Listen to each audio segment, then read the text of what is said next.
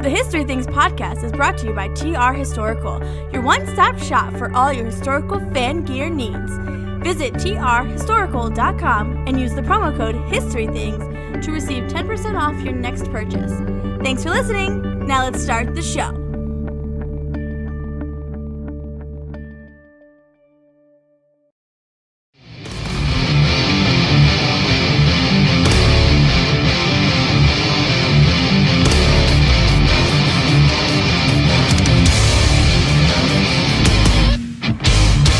Are you ready?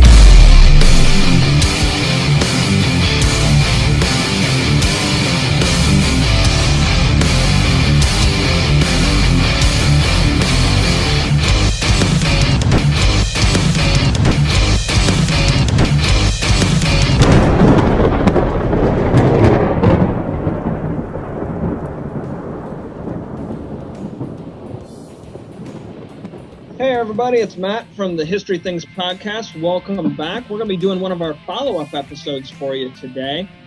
First off, let me introduce my co-host, who's always with me here at the podcast. You know him not only from this podcast, but also from his own work with History Things with Pat. It's my good buddy, Pat McGuire. What's up, everybody? Welcome to the show. Follow-up episode number 2. Good to be back doing the follow-up show, Matt. Absolutely. Now, we had for episode number 2, our buddy Avery Lentz. Avery, you're with us? Yes, I am. Thanks for having me back, guys. Absolutely. We're going to be shooting a bunch of questions at you today, bud. But first off, how's everybody doing with all of this shutdown and virus awfulness? I'm over it. I'm doing. I am over it as well. I'm also apartment hunting in the middle of this, so that's fun. There is a silver lining. Prices have been reduced by many leasing companies that I've talked to. So, all right. You know, are you staying here? Are you staying here in Frederick so we can keep the triumphant? That's the goal. Going? Yep, that is the goal, sir. For those of you who are unaware, all 3 of us are Frederick, Maryland-based historians, so it's a strong squad we have going on down here in old Fredneck. So represent. We want to keep Avery. Does Frederick have like a slogan or like a fighting like mantra? I didn't think we did. Like, go Keys. It's basically Frederick. Yeah. We're not Montgomery County. Right? Yeah.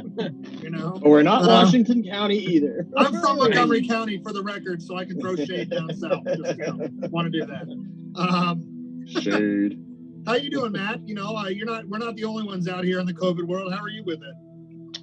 Not bad. Doing a lot of writing, a lot of research, as you know. Seems like we're touching base on that almost every day, but making some good progress there, and trying to just use my time wisely. Yeah, it is certainly a good time for writers and researchers, because you have just pretty much nothing to do but to get into your work. So, which is kind of what we're doing here today. Right. We're getting right into the work. So before we jump into the questions, Avery, let's talk about a little bit about what brought you to the show to begin with. We had you on to talk about the Battle of Fredericksburg. Fredericksburg. This was a big. That's how you gotta say it. Yeah, that's right. You gotta say it like all the guys in the audio clip from the movie Gettysburg. Yeah, that's right. Man, as an audio like music engineer kind of brain guy, like that was such a poorly executed audio overdub. I was like, oh, it's frustrating. It just kills me. But so we talked about the Battle of Fredericksburg, which is the way that I put things in my vernacular is it's a major league fight. It's one of the real big, sexy heavyweight fights in the American Civil War. And in 1862, that's saying something because that's a year that's full of battles like that. It is exactly the 10th costliest battle of the entire Civil War, so it makes the top 10, but at number 10. There's a couple that got disputed, but yeah, you're on the list. So with that, we had Avery on to cover the action basically from the time we left the Maryland campaign, right as McClellan was sort of entering into what will become his Loudon campaign, not Wesley Merritt's Loudon Valley campaign in 64, but a lot of people don't really realize there is a Loudon campaign in 62 that McClellan is embarking on post-Battle of Antietam, which is where we picked up the story with you, Avery. And at this point, we had, some political upheaval. We had McClellan was removed from command of the Army of the Potomac. He was, replaced in favor of General Burnside. and the Army got going, and it steals a march on Robert E. Lee. And this is happening at a time when both of these armies are kind of whipped from a summer of campaigning and hard fighting. And so Lee, not really expecting the Army to move, kind of doesn't react to it until it's almost too late. However, due to some logistical hiccups and speed bumps and things like that, Lee is able to make up this lost ground. Burnside is not able to cross and occupy Fredericksburg in the Heights, and we end up here in this situation where we have a river landing, or the first beachhead established, I guess you could say, in U.S. military history. Yes. There's street to street, block to block, house to house kind of fighting going on in the town itself. That devolves into some really nasty open field charges at Marie's Heights. There is one of the biggest what ifs of the war over on Prospect Hill when Jackson's line inevitably gets broken before he plugs that hole. And this battle ultimately results in several things. One, a big morale hit for the Union Army, lots of casualties, and it happens right at a time when the elections are, playing out. The midterm elections are playing out in the U.S. This is a big deal. So it's one of the more critical postscripts to the Maryland campaign, because it's sort of the other big campaign that plays out for the Emancipation Proclamation. So there's a lot going on in this battle, and our listeners had lots of questions, and we're really happy to have you back here. So what we're going to do now is go through some of those listener questions, give you a chance to answer, clarify, do whatever. And what we're going to do now is toss it to Matt for the first question. We'll get right into it, Avery. So Matt, fire away, buddy. Well, Avery, actually, this one falls back even further because we briefly touched on your background with the Fredericksburg, Spotsylvania area and some of the other things that occur on those various battlefields. So if you could clarify a little bit the the Union presence at Fredericksburg prior to the battle in the spring of 62. I don't think a lot of folks realize that there was a huge chunk of the Union Army right there at Fredericksburg in the spring of 62. And we touched on it briefly, but we had several requests for a little bit of clarification on that. Absolutely. So kind of just to start off here, the Union Army, the Potomac, as we all know, in the spring of 1862 is embarking on that ambitious Peninsula campaign, the brainchild of George McClellan. But part of that campaign had multiple facets. And one of the facets of that plan was to have General Irving McDowell, the loser of 1st Manassas, who's now in command of the Union 1st Corps. These men will have such notable units like the Iron Brigade. A couple other notable units are going to be in that 1st Corps, but they're going to basically head down to Fredericksburg, Virginia, and act as a halfway point between the massive Union force on the James Peninsula and the Union infantry forces in the Shenandoah Valley. Because as we all know, in the spring of 1862, Jackson's over there. General McDowell is sent to Fredericksburg because of the major railroad line that runs down through that town. Also, the Rappahannock River offers a pretty significant force, but also if McClellan should run into issues down around the James Peninsula, McDowell and the Union 1st Corps can be, embarked or re-embarked, I don't know how that works, at Aquia Landing, floated down the Potomac River to the bay, dropped off on the peninsula. So it's all about how logistically sound these forces can be, but they select Fredericksburg because it's the halfway point between Richmond and D.C. There is a total of about 30,000 Union soldiers in this 1st Corps, and they're going to camp between Falmouth and Aquia Landing. They're going to lumber on Stafford Heights, the same hills that they're going to be camped on and entrenched on during the inevitable Fredericksburg campaign. And it is during their visit in the spring of 1862 that basically all the events that happen here set up what's going to happen in the winter. The bridges across the river, the railroad bridge, there is a wooden Citizen Road Bridge, a couple other bridges in the vicinity. They're all going to be burned or destroyed by Confederate militia. Now, there is roughly, the number of militia has always been speculated, but they're saying there's between 800 to 1,000 Confederate militia in the town of Fredericksburg by the spring of 1862. And even to them, 30,000 Union soldiers is not something to trifle with. So they burn the bridges and then they get out of Dodge. And so A couple times, the Union forces will go across the river into the town of Fredericksburg to patrol the streets, patrol the nearby area, but there's not a lot of heavy Confederate resistance in the air, mostly just mounted militia, but that's of no real concern to General McDowell. But something that does happen here of major consequence is the mass exodus of runaway enslaved African Americans who are seeing this Union presence as a chance to escape. One of those guys is an enslaved man by the name of John Washington. His accounts is probably the best one of this exodus from Fredericksburg. He was sent by his master to run an errand, basically, to a neighboring house. And amidst all of this, they hear this kerfuffle of Yankees on the opposite end of the river. And so John Washington decides, to heck with this. I'm going to go check this out. Should be noted that John Washington was also separated from his mother and sister at a very young age, as many enslaved families were. They were sold separately, no pun intended at all there. That sounds awful, but they were sold separately. So John Washington basically was on his own in Fredericksburg. But he and a couple of other enslaved individuals will go down to the riverbanks near Sophia Street. And I believe it's late April, early May. I don't have the exact date off the top of my head, but basically they see Union soldiers on the banks, on the opposite banks, and Union soldiers wave back, and John Washington says, "Hey, I'm going over there." So he gets in a boat, rows over, and they welcome him into the lines. He's given blankets. They give him some coffee and a couple of their rations, and they're basically, a lot of these guys are just curious because many of them have never really met an enslaved African American before. So they're asking him all kinds of questions. If he wants to be free, would he like to be free? And he says, well, yeah, that would be nice. So they're like, well, hey, we need laborers. We can pay you if you stick around. And it's not an exact quote, but that's basically the job that he's going to get.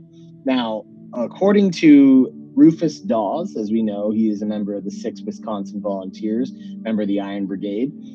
It's his account that says there's roughly 10,000 African-American enslaved individuals crossing the Rappahannock. Now, that's just one account. We don't really have any other accounts, or none of the other accounts say a number. They just say a mass exodus. So we don't know the exact number. I just want to clarify that it's an estimation or an approximation. But to be fair, that's between the month of April and July. So about the 4 months that this First Corps is entrenched there, they're going to receive a lot of these runaway enslaved individuals. Another big thing that happens is President Abraham Lincoln is going to come visit.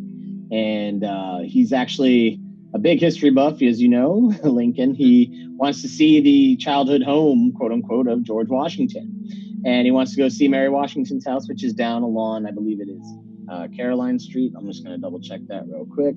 But nevertheless, there is a moment where Lincoln is actually riding through downtown Fredericksburg in an open carriage with the Union escort. And I just would have loved to have been a fly on the wall for that. But it's a little like weird Dealey Plaza imagery, right? Like president, open carriage, kind of thing. And yep. Yes, Mary Washington House. Okay, that is at Charles Street, so I was way off. But Charles Street in Fredericksburg, Virginia. Nevertheless, it's on that streets that you have a lot of these historical attractions that weren't attractions, of course, at the time. But to a guy like Lincoln, he wants to see these places. But nevertheless, as we know, in July, things do not go well for the Union forces on the peninsula, and as they withdraw, so does McDowell's forces. Not only that, things in the valley and the Shenandoah have not gone well either. So they are withdrawing back towards Washington, D.C. They're going to actually be molded into a brand new army. And Matt and Pat, they both know it is John Pope's Union Army of Virginia.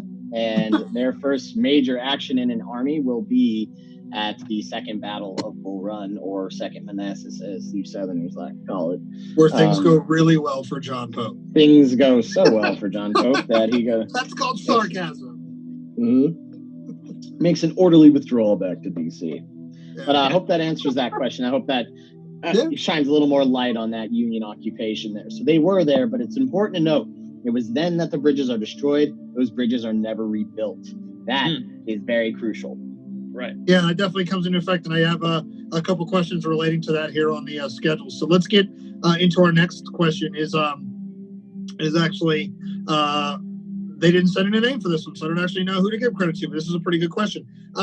When we finally get into the sort of turning over the command of the Army from McClellan to Burnside, Burnside has not just offered this command one time. And this is something that you and Matt were discussing actually on the big episode we all recorded together. We had a chance to, kind of revisit this after the show. So why don't you kind of let the listeners, or I guess clarify for listeners, how many times has Burnside actually offered command of the Army of the Potomac before he accepts it? So he is going to be offered, I believe we confirmed it was 3 times. And the first time, I think, was well before, McClellan was actually relieved of command.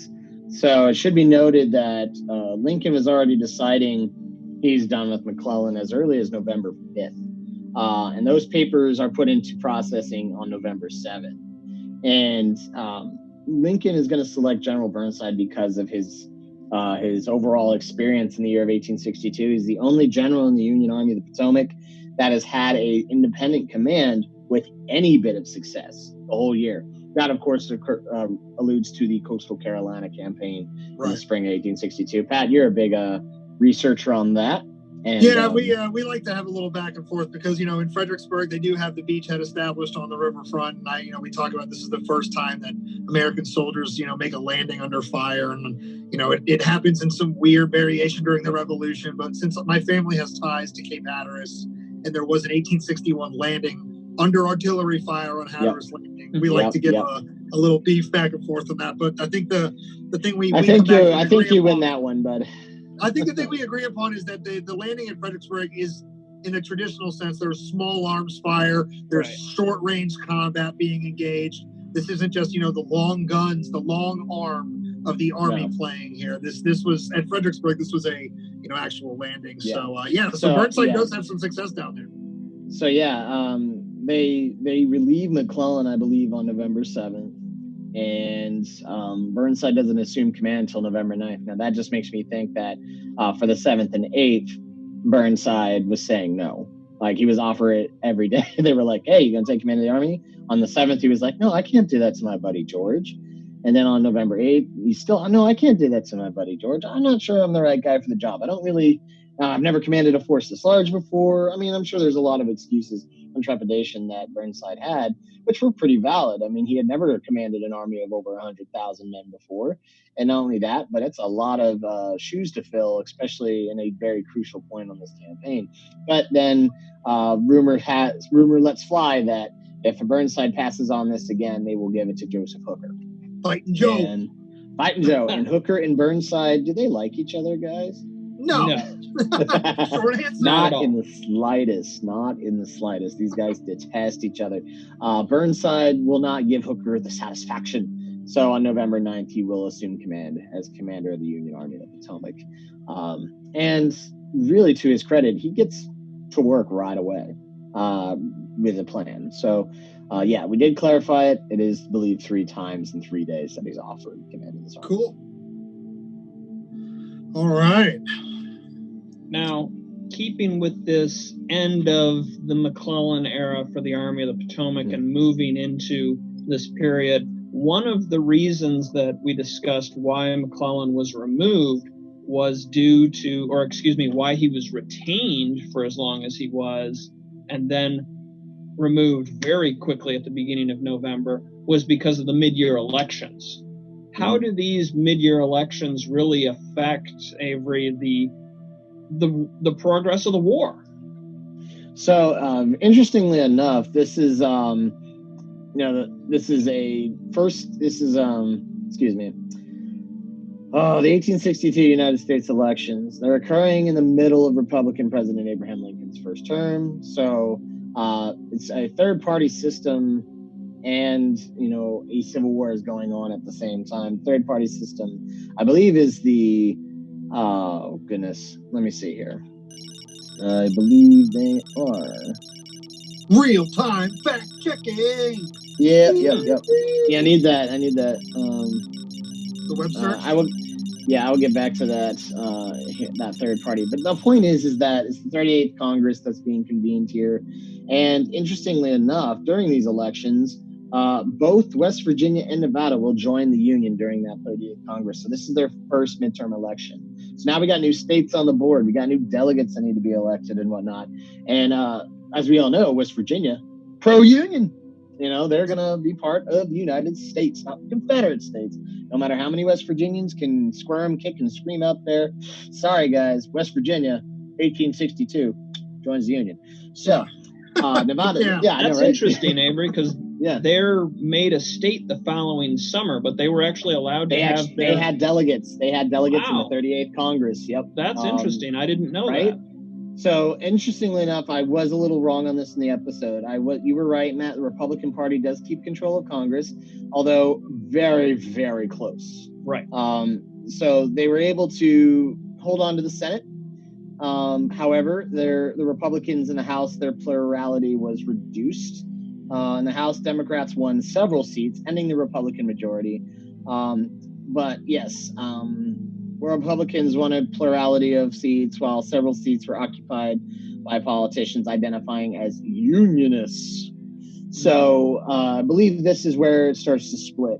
You have the radical Republicans, and then you have the moderate Republicans who are like, yeah, we're pro-union, but we're not radical, we're not abolitionists, or any of that crazy stuff, blah blah. Then you got the Democrats who are very far right on the other side of things, saying, we're unionists, but at the same time, we're anti-war. It's already starting. There's not a lot of, the war has not gone well at this point. So already you see this, I wouldn't even call it Southern sympathies, but you could even, some of them I'm sure you could equate that to.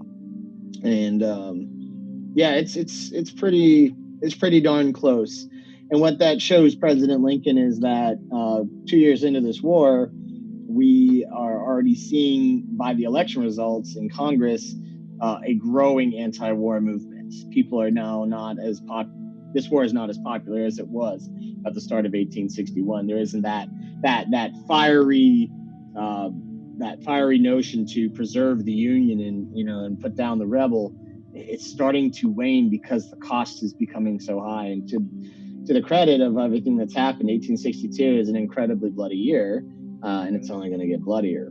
But in a nice, cool little note. Oh, go ahead. No, as a nice little tidbit, that is when Republican Schuyler Colfax wins election to Speaker of the House. And so, yes, Mr. Speaker is from Lincoln. He is finally cemented in the midterm elections of 1862. I'm saying Mr. Colfax. I'm sorry. The Republican Party loses 2 states as well, the governorships, correct? New York and another big one, I think. But New York was the big one. That was definitely.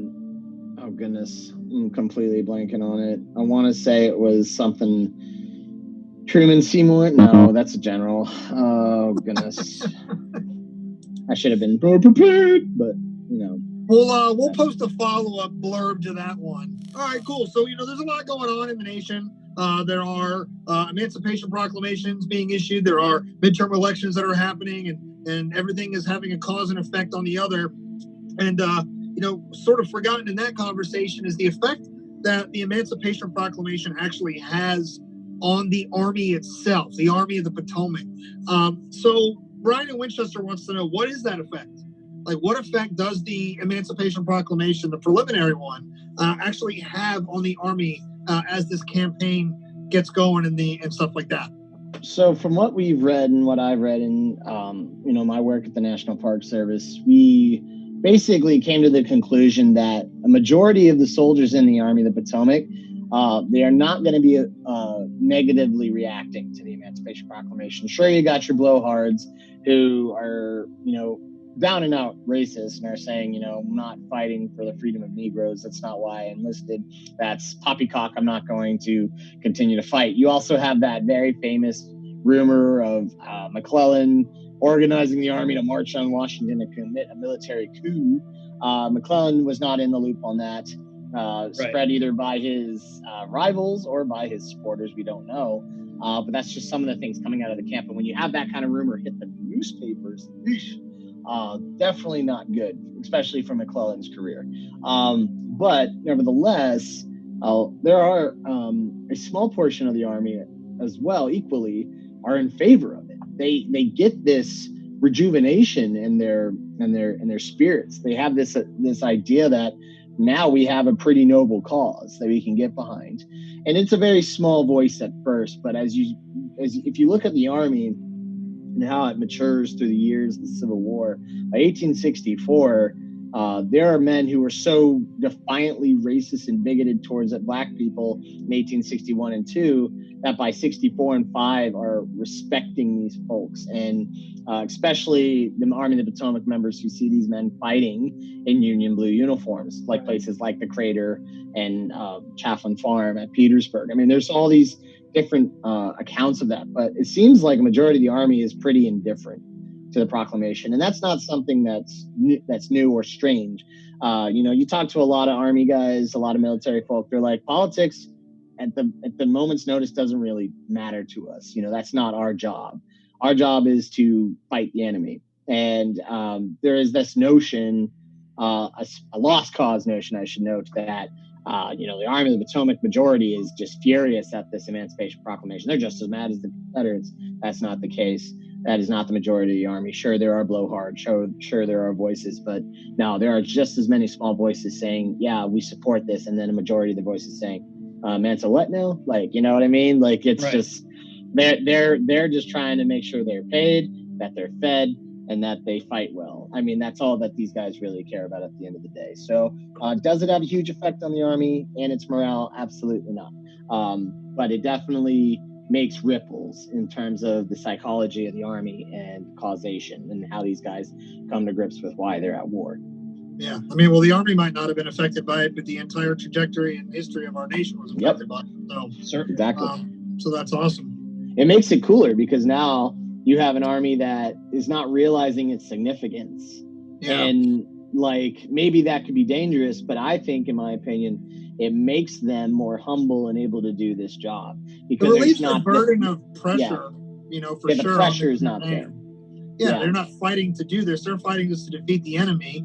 And the extra larger consequences are just over their head right now. Yeah, trust me, after this battle at Fredericksburg, all politics are out the window. It is kill or be killed after this battle. Much score settling will be That's happening. Like Hoot and Black Hawk Down. Politics and all that other yeah. Oh, matters to make you fight. Hey, I'm glad you quoted that, man. Matt. Matt. Movie quotes have been in the show at some point. Avery and I know too many movie quotes. No, I get that.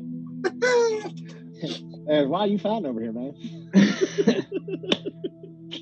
All right, what else you got for me? Now, before we leave the realm of politics completely and dive into the nitty-gritty of the fight at Fredericksburg, are you able to expound a little bit, Avery, on where's the beef, if you will, between Hooker and Burnside? Because it goes way back. It does. And I think it goes back to West Point, but I can't recall off the top of my head. Is it overrated?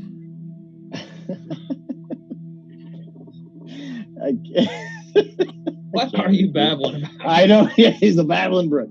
But yes, the point is, I'm not actually sure on that question. Hooker and Burnside's relationship, it probably did go back to West Point. That's not unheard of. These guys were kids when they were there, and by kids I mean they were in their early 20s, late teens, early 20s. You're gonna make impressions, you're gonna prank each other, you're gonna get each other into trouble, and everyone at West Point is constantly trying to, impress the pants off the superiors there so they get good commissions and good accommodations. Burnside, he is kind of a by the books kind of guy. He's very much, attention to detail. Everything's got to be, ship shape and spot and whatnot. And I mean, that's part of the reason he gets this command is because he's a guy who does play by the rules. He's a guy who does do everything by the book. Hooker is a little more radical in his approach. He's just as ambitious, but he has less, I want to say, pomp and circumstance. he's pompous, but not as circumstantial. All right, so I got a couple questions relating to the river crossing. Okay. We'll get to sweet. We'll get to the first one here. Mine comes from Daniel in New York, who asks, why go through the effort to bring down the pontoon bridges from Berlin? For those of you who don't know, that's modern-day Brunswick, Maryland. But why go through the effort to bring them down from Berlin instead of just constructing new ones and getting the army going? So basically, at this point, you could say, yeah, there's a lot of trees around there. They could definitely fashion rafts and whatnot. But ultimately, that's not this. You got to remember, this is 1862. And this army does not quite have all of its facets that it will have. Now, inevitably, by 1864, there's a whole department devoted to pontoons that run with the army in the event that they need to cross a body of water. I mean, look at the Army of the Potomac in 64. They have pontoons ready at the Rapidan. They're going to have pontoons ready at the North Anna. They're going to have pontoons ready at the James, of course. But this is 1862. And even if we cut down all these trees, where are you going to get the rope from? Who supplies that rope to fasten these things together? And goodness gracious, what happens if these man-made contraptions all fall apart in the river and we lose how many cannons, how many wagons? There's those things that are going to be thought about here. And ultimately, it's the fact that these things were already constructed. They knew where they were. And if everything goes accordingly, they do get there on time. They got a long distance to travel, but if everybody keeps watching it, and if they don't get delayed in DC, if they don't get stuck in DC, for a second, what happens? What happens here? I guess that's something that sort of popped in my mind while you're answering that is, I would kind of wonder why they wouldn't just, as an army that's campaigning through an area where they know they have several river crossings to make in various places, whether it be the Potomac or the Rappahannock, or if they're successful and able to continue driving, further rivers down, why would they just have that ability rolling with them? So that's just something that just popped into my mind. I guess that's sort of the lessons you learn maybe from battle, and maybe also the I guess maybe at the time they weren't expecting to have to need every resource in the world to win this war. I guess maybe in 1862 they were still kind of hoping to stamp it out without having to call in every resource imaginable. Yeah. I mean, it's just that, the resources are very limited. There's not enough pontoons going around. So we know where these are. This is the biggest concentration of them. That's why, it's not like something we can just fashion. They have to be perfect. You know what I mean? Like they can't, it's just, these things are a lot more feasible to lay across the river than just a few logs and stuff tied together. So, you know what I mean? It's just like, I've never built a pontoon boat or pontoon bridge before from scrap, but I can imagine it would take probably a little longer than it would to just get them floated down the river. Now, I'm glad you asked that pontoon question, Pat and Avery. The way you answered it works really well for this next question I have, is that you had mentioned, and you just mentioned it again, that by 64, the armies are transporting their own pontoons.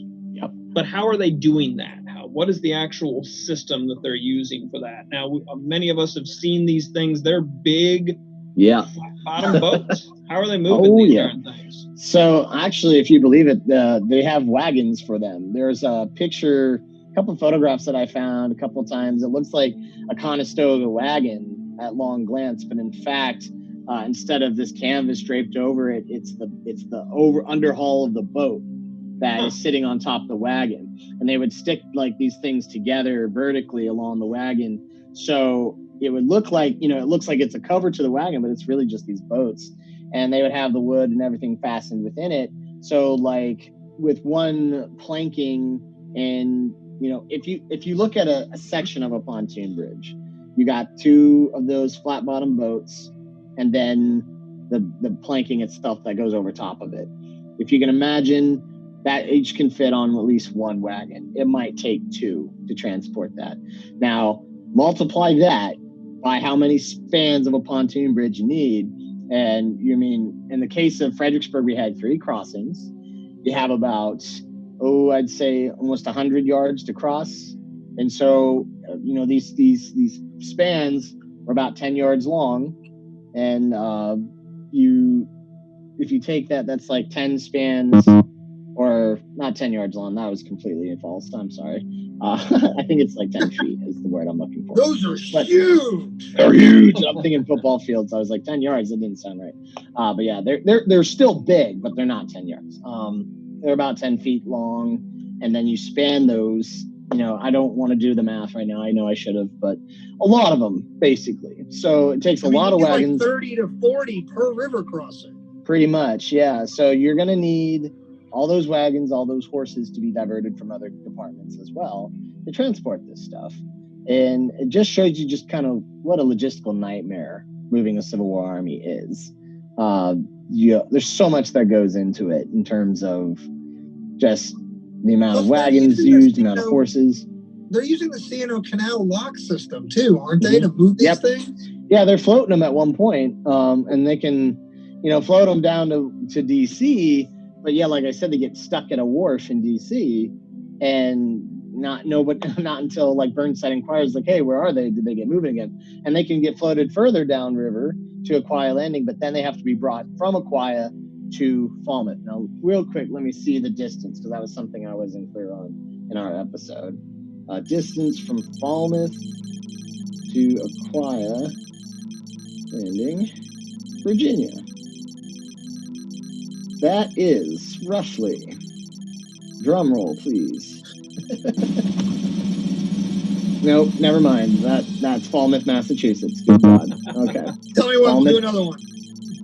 Falmouth, Virginia. Nope, I'm on it. Tell me another drum roll, we'll do another one. Drum roll, please. So, yeah, it's 12.7 miles from Aquia Landing to Falmouth. Now, a long way to drag a boat. In the winter, when it's raining and it's muddy, and these things are going to get stuck every 3-5 feet.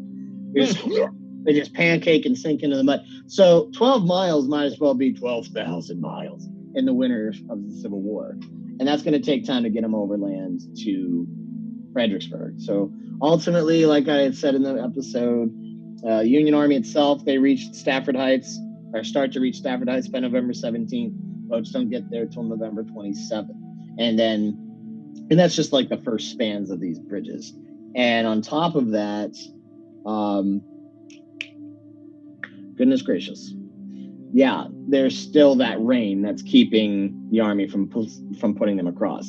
So it's just delay after delay. Like every possible thing that could go wrong is going wrong for the logistical side of this campaign, for the Union at least. So some things go right. Burnside gets to steal that march. He does, pull one over on Bobby Lee. That's that campaign starts off great. It starts off great. Yeah, that's what I mean. So we get to this point where things are going great, and then it all kind of comes apart logistically like that, right? And the ground gets kind of even. Lee is able to get down there and start to position himself. He occupies the heights. He puts a small force in the town, and that's where our my second listener question comes in from.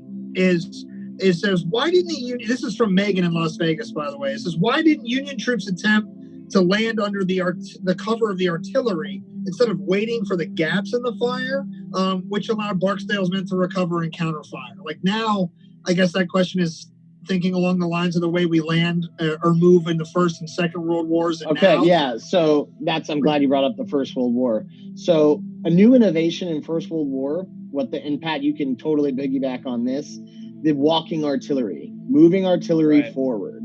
That is a new concept in the 1900s. And it's something that's not perfected. It still has been perfected. Because people can get killed by their own guns pretty darn easily. It's a very good question. Why didn't they just attack in? But that's simply it. In the 1800s, during the Civil War, the U.S. military does not have a system that coordinates infantry attacks with artillery bombardments. Generally, it's something you do one at a time. It's called a preliminary bombardment for a reason. You bombard first, and then you rush in and take it. Now, that same kind of tactic you do see in World War I, especially in the beginning years, where, they'll pulverize the living hell out of each other, and then they'll just send waves of people over whatever's left. Now, as we know, if you're not dug in, like, the standard tactic of the time, Napoleonic, Jomini, Clausewitz tactics, they're not really going to be dug in, or not supposed to be in 1862. But these Mississippians are in cellars. They're basically below ground. So they're going to survive this bombardment. And on top of that, it's an urban setting. So, if you're a Union soldier, how do you go about, even once you get to that other side of that river? Right. I mean, what do you do? Like, what's the next step? We don't have a doctrine in place to do so. So December 11th is a innovative day, really, for the U.S. military. Because now not only do they have to make that landing under fire, but they have to establish a bridgehead, a beachhead, quote unquote, and then continue into an urban fight. And that is going to devolve into just going house to house, like we do in Fallujah. That took weeks in 2004. So if that took a couple of weeks, I mean, it's amazing that this was only a day. Right. But, I mean, also numbers game, too, and that was never the initial ideal. But the fact is, the Union soldiers, even if they did have artillery attacking with them, I'm going to go out on a limb and say the Mississippians are going to have to be rooted out of those houses by force, by hand, pretty much. Yeah. The infantry is going to have to clear those houses themselves. The artillery can't do it for them.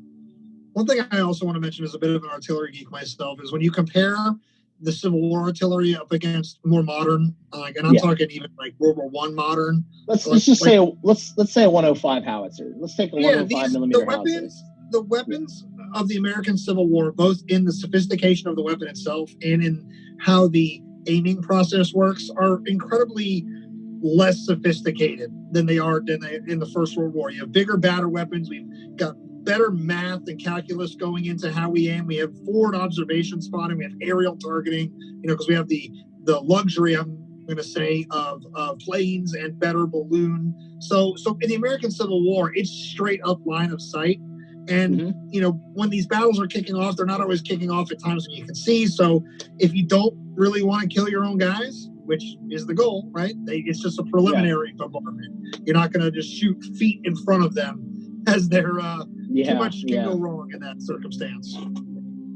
And the fuses and whatnot certainly are not up to the same standards as those later conflicts that you mentioned, Pat. I mean, a premature detonation of those rounds is going to kill somebody, and that somebody's going to be on your team if that happens.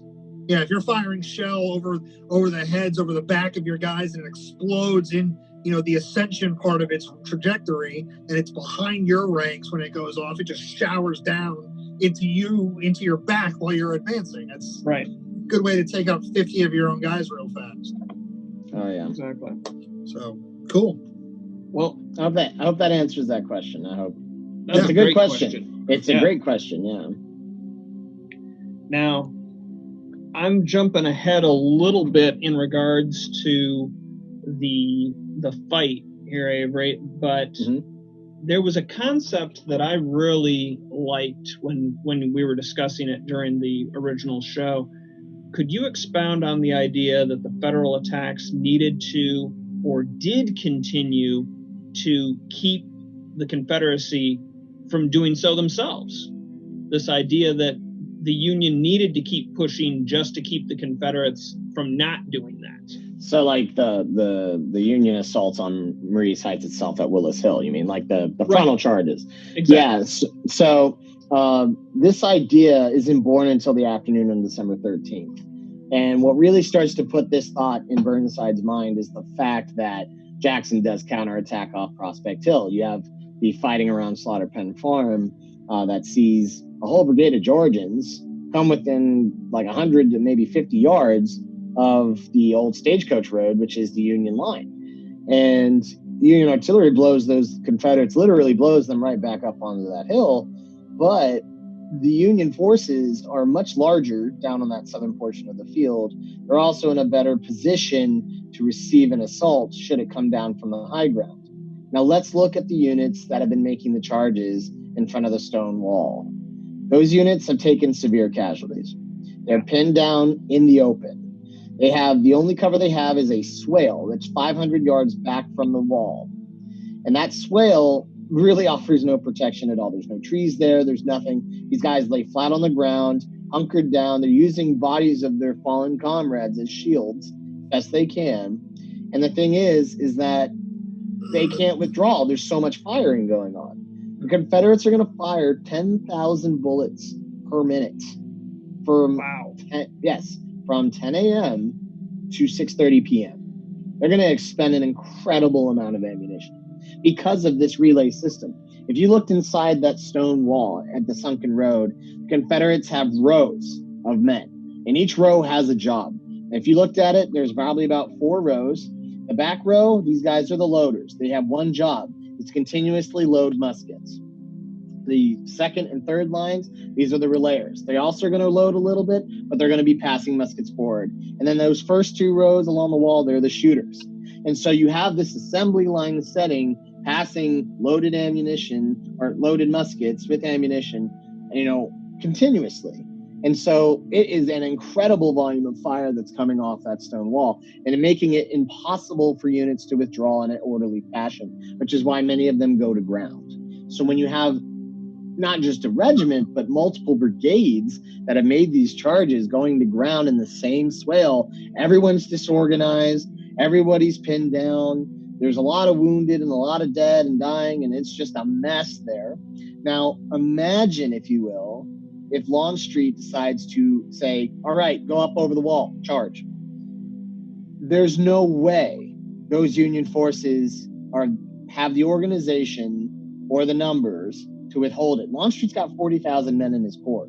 He had plenty in reserves that don't see action on December 13th. He doesn't need to use them. It's an almost near perfect defensive position in that stone wall. It's not perfect because obviously, as we know, Confederates still die there. It's perfect if no one dies. But the fact of the matter is that Longstreet's got plenty of reserves, and he can throw them down there if he so chooses. But you can't very well meet a oncoming charge head on. This isn't a medieval battle. No one's that suicidal in the Civil War. So it's one or the other. It's got to be an ebb and flow. They attack, they fall back, we attack, we fall back, kind of that seesaw action. So by continuously attacking your enemy, you are denying them the chance to counterattack.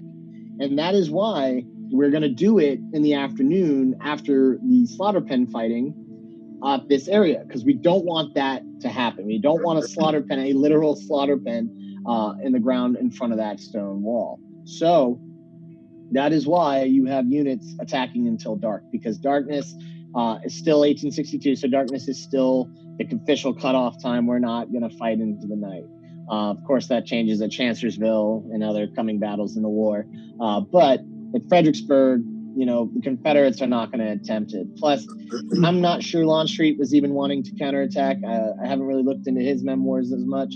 But according to E.P. Alexander, Confederates were pretty content on the night of December 13th to stay where they were at. Hey everyone, this is Avery Lentz, host and creator of Battles and Banter podcast. Find us on iTunes, Spotify, and other major listening platforms, and give us a follow on Facebook, Twitter, and Instagram.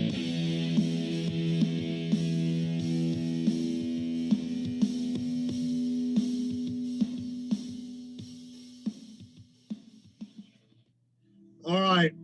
Welcome back to the History Things podcast. Again, I'm your host, Pat McGuire. Joining me today is my co-host, Matt Borders, and our very special guest, Avery Lentz. Once again, we are going through some of the follow-up questions from listeners regarding the big battle episode, big discussion we did regarding the Battle of Fredericksburg, again, December of 1862.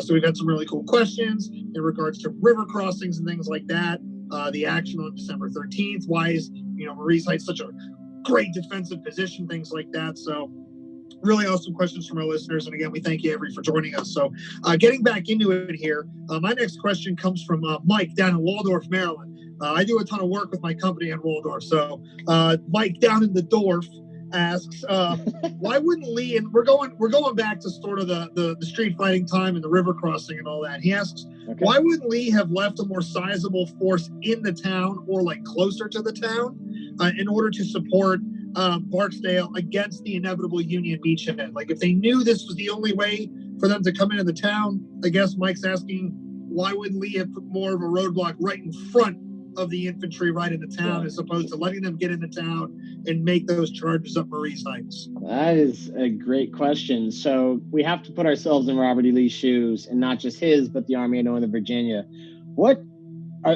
I'll even pose this to you guys in a rhetorical sense. So, Pat and Matt, is the Army of Northern Virginia in a bad spot at Fredericksburg? No. Not at all. And Right. they are sitting, they're sitting on 5 miles of hills. They know they have a really good defensive position. In fact, Lee's going to say multiple times that he is absolutely dumbfounded at why the Union are even attempting to cross, because he knows how this is going to play out. If they even should attempt to make a charge on our heights, we'll repulse them. And I mean, they've had plenty of time to bracket and coordinate and do all this. Barksdale's only mission is to harass and delay. It was never supposed to hold there for any longer than a day. If not, in fact, Barksdale was only supposed to be in town for a tops of 3 hours, and then he was supposed to fall back. Like 7 a.m. to 10 a.m. was all he was supposed to be there for. However, he has such overwhelming success shooting up engineers that can't shoot back that, yeah, I know, right? Point is, yeah, screw you, Barksdale. Anyway, the point This is why we love Avery coming on the show, boys and girls. Yeah, the point is that Lee doesn't want to, the Confederates don't know how to street fight either. That should be made very clear here. As made even clearer on the first day at Gettysburg when they are charging into Gettysburg. Oh my goodness, do they get disorganized there?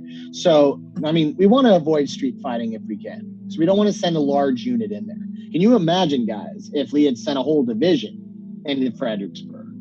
How disorganized that mess would have been. He could have lost a whole division of his army by doing that, in my opinion. Barksdale's able to make a withdrawal because he's got a smaller force. He's got a brigade size. And, the fact of the matter is, Union has the harder job because they are sending larger forces over. But if you notice, if you look at the maps of the street fighting on the 11th, they send units in piecemeal. They send regiment by regiment of individual brigades of the 2nd Union Corps. They're not sending everybody in at once because we just don't know how to fight in the street, and we can't send large units in. They'll clog up. It'll be a mess. So that's really one of the main reasons why Lee's not sending more forces in. Number one, not meant to hold the town. We're not trying to hold Fredericksburg. We're just trying to delay and slow it. And Barksdale did a good enough job as he did on his own. Secondly, we want to conserve our forces. Lee's still outnumbered. We have to remember that he's still outnumbered. He cannot just throw units away. Not that the Union really can't either, but we still want to make sure that we're not just wholesale sacrificing a whole division to street fighting that's not going to accomplish anything except loss of life and destruction of property. And thirdly, yeah, Lee knows that the main battle is gonna, if this is the Union forces getting across, then yeah, sure, let them cross here, because then they'll only have 3 avenues of of withdrawal. They have the upper, middle, and lower crossing. That is the only way the Union gets out of here. By crossing the river, by putting a river to your rear and having heights to your front, you're in a terrible position. Because now you have to succeed, you have to go forward, you have to assault these heights. And that would get to the point, and I'm sure that is a question, why would Burnside do this? Why would he do this? Why would he do this? Well, as we see at Prospect Hill, it's not impossible. They do break through the lines there. It's just, the fact of the matter is that the Confederates do have a better position defensively, and the Union forces are in the lowland. So ultimately, Lee is going to, I know, the point is that General Lee is going to try to wait for the Union forces to come to him. He's trying to conserve his forces here. This is, I would say, Fredericksburg has been called the perfect style battle that Lee, if he wants to win the war, these are the types of battles he has to fight. Because he's going to take less casualties, significantly less casualties than the enemy, and he's on the defensive. And Lee hates being on the defensive, doesn't he, guys? So this is kind of out of character for Robert, who's been aggressive and offensive for most of the year, and now he's just sitting and waiting for the enemy to come to him. And I think that probably was driving him nuts, but he ultimately saw the benefit in doing so. Worked well for him. I also wonder if he didn't realize initially just how successful that delay in action was going to be.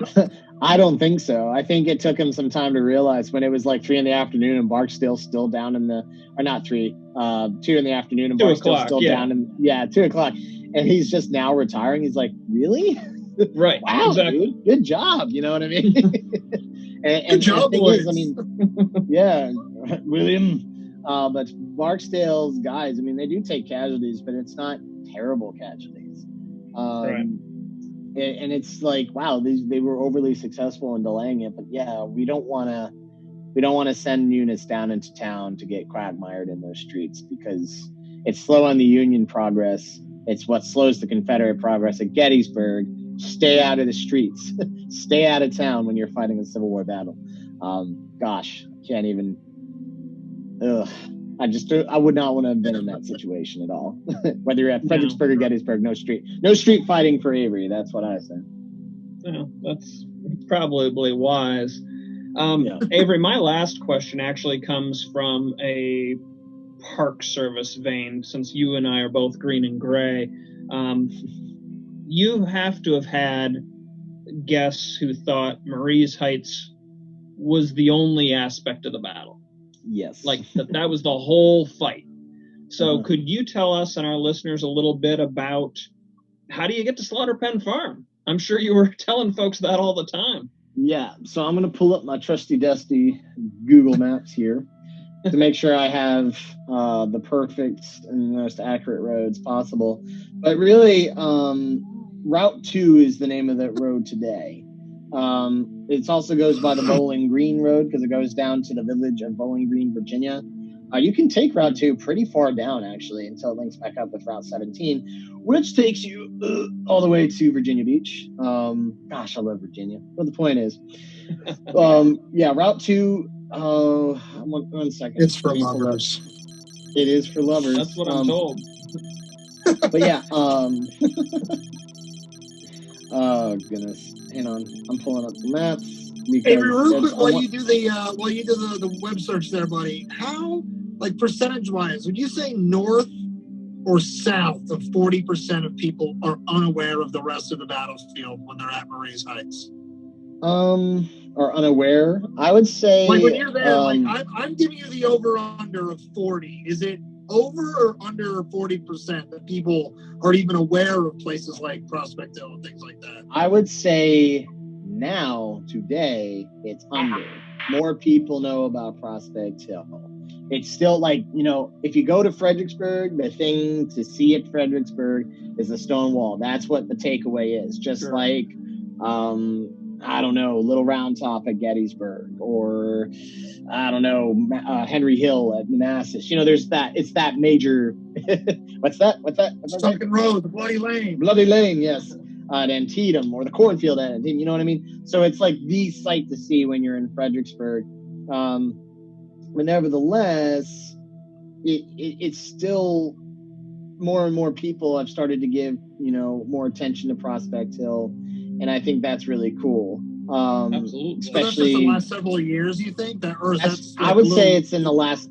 I'd say it's in the last decade, honestly, because as we all know, in 2002 or 2003, whenever that freaking nightmare came out, Gods and Generals, of course, did a really good job in doing the Marye's Heights attacks, but they completely left out Prospect Hill. So people, if they've seen Gods and Generals and have never been to Fredericksburg, they're only getting one side of that narrative. So they think that, this is the battle where the Union just got their butts handed to them, and they just made these useless, futile assaults. And why did they do that? I'm like, well, firstly, they understand that the movie left it out why the Union are doing that, and it's because of what's going on south of them. 5 miles to the south, you have the fighting around Prospect Hill. Now, if you are finding yourself in Fredericksburg in the next couple of months, the visitor center is closed due to the pandemic, darn COVID. But if you go from the visitor center, you want to proceed down Lafayette Boulevard. I will go nice and slow for everybody. Named for Lafayette McLaws? Probably. No. No, I'm just kidding. The Marquis de Lafayette. The Right? better Lafayette. The better The Lafayette. Oui, oui, mon ami, je m'appelle Lafayette. Lafayette. Yes, as we know, there's a lot of colonial Revolutionary War history in Fredericksburg as well. The Lafayette, French general, goes through the wilderness, actually, in 1781 on his way down to Yorktown. So that's pretty cool. We got some ties to Lafayette right here in Frederick. Did you know that? We do. Yep. We do. Yes, I did know that. Yeah, he comes here as an old man, but he comes here. We owe that man everything. No. But anyway, go down Lafayette Boulevard. You want to turn right onto Charles Street. Charles Street. And that will take you to Dixon Street. And then Dixon Street turns into Route 2. And Route 2 is the highway. It's a small, it's not even an interstate anymore. It's just a route. It'll take you all the way to Slaughter Pen Farm Historic Site, which will be on your right. So repeating, Lafayette Boulevard to Charles Street, which will be and empty out onto Dixon Street, which becomes Route 2. And the Slaughter Pen traveling south will be on your right. Going north, it'll be on your left. And definitely get out there because down in the southern portion of the battlefield, it is the best preserved area of the battlefield. If you go to Maurice Heights, the town is literally right up on it, and there's really nothing at the stone wall to give any depth to the open ground that was once there. The Park Service is looking to reacquire some of the properties along one of the streets here. One second. It is the streets, I believe it's actually Shepherd Street and Willis Street. They are looking to, at some point, start to reacquire some of the houses, specifically along Willis Street, and then bulldoze them once those people give them the go-ahead to do so. And then at one point reopen, at least get another 100 yards of ground in there, which I think is really good, because if you can get at least 100 yards of ground from that stone wall, like from point A to point B, then at the other end of that 100 yards is where the Union line with the Union troops, most of the brigades were able to get to. Couldn't get any physically closer because of the volume of fire, unless with the Irish Brigade, because you're made of metal, or Andrew Humphrey's Pennsylvanians, which just happened to go forward at the right moment when let's go, baby. Irish Brigade. I knew you wore that shirt for a reason, Pat. You know, There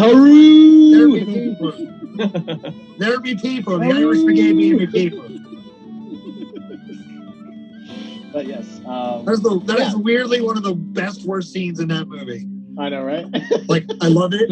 It hits me in the feel, and then that guy starts talking like, "You go to hell and damnation," and I'm like, ah. Oh, you mean yeah. I do like St. Clair and Mulholland. It's the only time St. Clair and Mulholland will probably ever be portrayed on film. So, but Mulholland wouldn't even rules. But like St. Clair Mulholland wouldn't have even been in that position with those guys. No, he wouldn't have. Like, there's so much jacked up about that scene on top of that jacked up movie. Let's not get down the rabbit hole. Yeah, right. That's a deep. We could be here all night. That was one thing we decided we weren't going to do, was rabbit holes, and also we weren't really going to touch on the Gods and Generals movie, because that's something that all three of us can stay on forever. So too bad. So here's what I'll do then. We'll start winding it down here. I have my last listener question. And then Avery, if you'll permit me, I actually have a question for you. Sure, buddy. Both are kind of opinion questions, so these are for you, and a little less the historical record itself. Let me get my sermon, my priest call. Yeah. You get up on the pulpit, get your soapbox, get ready to go. The bloody pulpit. So our last listener question comes from Ryan and Brewer, who asks, what do you speculate some of the consequences could have been if Burnside had been able to cross the river, if everything had logistically worked out? What if he had been able to cross the river before Lee had caught up to him. What do you think some of the consequences of that would have been? It's a good question. That is a very good question. It's one that I've thought about many, many times, to be honest. The whole idea of this what if everything goes accordingly? Well, first things first, there's no Battle of Fredericksburg. It just, that hands down is my opinion. If Burnside can cross on schedule before Lee is anywhere near Fredericksburg, then obviously you're not going to have a battle there. Burnside's going to continue south. If he can, he's going to use the railroad to transport his supplies. He's going to move very quickly. And he might find a way to get down to North Anna, if that was his original plan, to get to the North Anna River, get to the high ground south of that river. And that probably is where his destination was going to be. He's going to dig in defensively. And some people would say, oh, he'd go on to Richmond. But I'm like, the whole idea is not to capture Richmond anymore. I'd say the on to Richmond crap ended in the summer when on to Richmond. On the peninsula, right? On the peninsula, yes. So Burnside and Grant actually have very similar ideas because they both want to fight they both want to get towards Richmond but not take it, because they know if they go towards Richmond, Lee's going to have to follow them. So I think, in just my opinion, Burnside's going to find a place where he can fight defensively, but he'd put himself between Lee and the capital of Richmond. Now, here's the big thing. If you want to get real into this what if, that's still giving the initiative to Lee. Do we get a Chancellorsville type of situation in the winter with Lee going on the offensive, trying to assault Burnside? Now, there's a chance that, Lee could run into the same weather issues trying to pursue Burnside. And maybe during the campaign of what ifs, bog down and get into problems. I mean, there's so many things that could happen here, but ultimately, if we go into a offensive campaign with a tactically defensive mindset, we are already limiting ourselves to various outcomes. And you're always going to be giving the enemy the initiative there, which is extremely dangerous, because as much as I can't stand Robert E. Lee, got to give the guy at least a few little tidbits that he is a little more aggressive than Ambrose Burnside. And who knows? I mean, that's all. I mean, maybe we have a Battle of North Anna in the winter of 1862 instead of Fredericksburg. Maybe that is a Union defensive victory. Maybe it's a Confederate offensive victory. I have no idea. But ultimately, if Burnside, one thing I can answer here is if Burnside does get across that river, we don't have a battle at Fredericksburg. We don't have a fight in Spotsylvania County. It's just hands down. What ifs are fun, and also I think my toddler might be more aggressive than Burnside at times. So there's that. Real quick before my question for you, if you're permitting me, I just think what ifs are both a lot of fun and really dangerous, because I think what ifs can be dangerous in the sense that they take you away from the narrative, from the fact, and you do get lost in those weeds from time to time. So make sure that if you are going to do a what if, that you do kind of base your theories in as much fact as you can, because that's why I can't really answer those. Like, it's just so open ended. We don't know. Like, one of the big what ifs we talked about on the show with you was what if Reynolds had been where he was supposed to have been.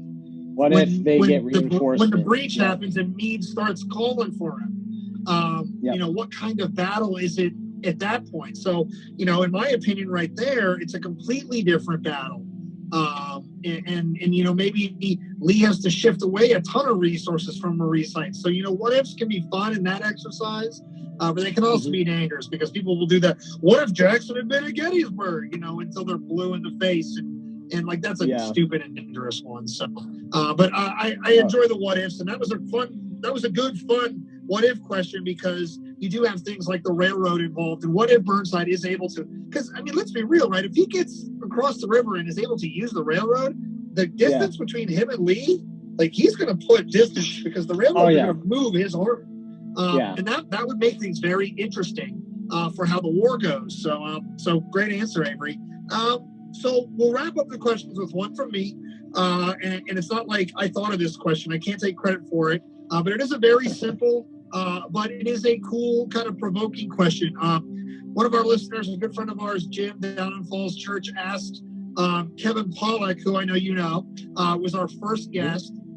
He covered the Maryland campaign for us, the story that led into your story. And one of the questions that was posed to Kevin was, what is the most significant, or in your opinion, what do you think is the most significant place or moment on the battlefield during the overall Battle of Gettysburg?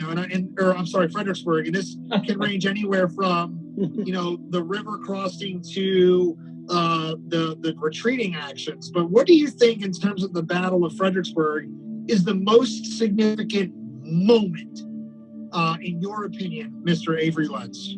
Well, in my opinion, hands down, would have to be Prospect Hill. Would have to be the exact place where Meade breaks through. Because honestly, so much could go multiple directions from what happens there. That's that what if again. But ultimately, this is where the fight is going to be won or lost. Whether they're able to, realize it quick enough or not, no one's breaking through at Willis Hill. Not with the topography against them, not with the defense in depth, and not with just the obstacles they're going to hit. But at least at the southern portion of the line, it's a fight. And casualties down there are pretty close together. At Willis Hill, at the stone wall, you have 1,000 Confederate casualties to 8,000 Union. That's abysmal. But down around Prospect Hill in the slaughter pen, you have 5,000 Union casualties to about 4,000 Confederate. So that's where the fighting is done, is around Slaughter Pen Farm, is around Prospect Hill, is at that breakthrough. And I would say it's probably the most important part on that battlefield, because everything, you can funnel all the hopes of this campaign, all of the future events that we know are going to happen as people looking back on history. There's so many ways history can take different tangents here. That's our Avengers Endgame moment right there. If this is one of the Infinity Stones, it's right here on Prospect Hill. You know what I mean? Like, you can definitely see different threads coming out of this one moment. And definitely, I would say, it's one that just gives a different narrative to the Union, because so much has Fredericksburg become a narrative of, these Union idiots who just get slaughtered senselessly for no reason. But the narrative at Prospect Hill is very different. It's a Union Army that we all are much more familiar with. It's aggressive. It's a fighter. It's not going to go down without a fight. And it actually has a chance of success. And so I do appreciate Prospect Hill for the narrative purpose, because so much we've let the Lost Cause tell us all kinds of crap about how the Union just was outside of their element at Fredericksburg, but that's not the case. There are a couple times where the Confederates could have lost it. And, we, like you said, Pat, I don't want to get down into any what ifs, but I mean, goodness, the fighting there, it's crazy enough, scary enough that Jackson ordering that counterattack down the hill is almost in a way to redeem himself from realizing that, my line just got broke through because I got duped. Just to refresh, he takes D.H. Hill off the line, sends him to go watch Doubleday, and he leaves a gap. And that's ultimately what leads to this predicament in the first place. There's no doubt in my mind Jackson realized he'd made a mistake. And so if you can unnerve Stonewall Jackson, unnerve him enough to send basically one or two brigades down to the lowlands to get slaughtered by artillery, then you've done a pretty darn good job. And I think that if you do go there, it's the best preserved spot on the battlefield. It's also just a very interesting place to be. There's a lot of really cool trails around there, and you can hike the entire length of Prospect Hill all the way back to Hood's line, the Hood's marker at Lee Drive. It's just a really interesting prospect to just walk the ground where this battle was just not one-sided, and it was up in the air for at least 2 hours or more. Sure. So before we get out of here, Avery, why don't you go ahead and tell the listeners where they can catch up with you, where they can find all the cool Avery Lentz action, and on social media and stuff like that. Tell them about what it is that you do, brother. Yeah, so I am the host and creator of Battles and Banter podcast.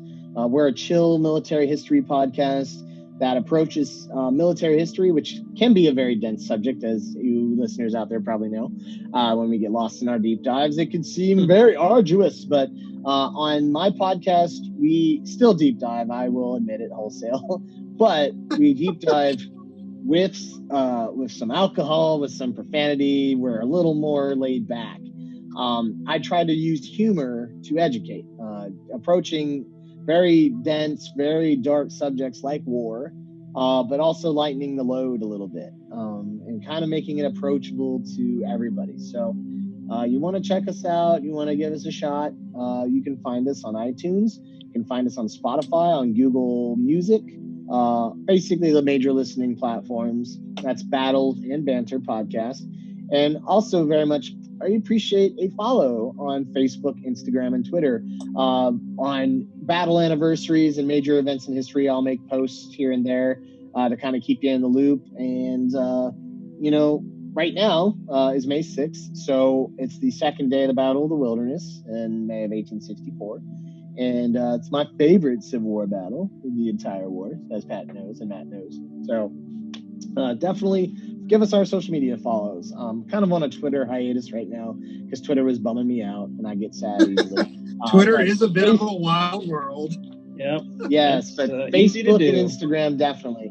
Give love to our Instagram page, please. I'm trying to reach 500 followers by the summer. So, it's really, we're more just a personal goal, but please give us a follow if you don't already. So thanks, guys, absolutely. for having me. This was a blast. And well, thanks for coming out. Speaking of Avery, 500, sorry, Matt, go ahead. I was going to say, speaking of 500, I was just going to do it. We got our own 500 announcement to make. Yeah? Yep. Yeah. We hit 500 Borders. downloads. That's right. Matt Borders and I, right here on the History Things podcast, in just over 2 months of being on the air, have already had 500 people check out the show. So we want to thank you, Avery, for being a big part of helping that happen. Most definitely. Well, that's all Kevin, but thanks. Just kidding. Yeah. It was totally a Kevin Pollak boost. Totally a Kevin It's called Pollak. the KP bump. The KP bump. Well, I want to thank you both for joining me this evening, guys. Once again, this has been the History Things podcast. I'm Matt Borders, as always, with my co-host Pat McGuire and Avery. It's been a pleasure, as always, my friend, and we will talk to you guys again real soon. Bye, guys.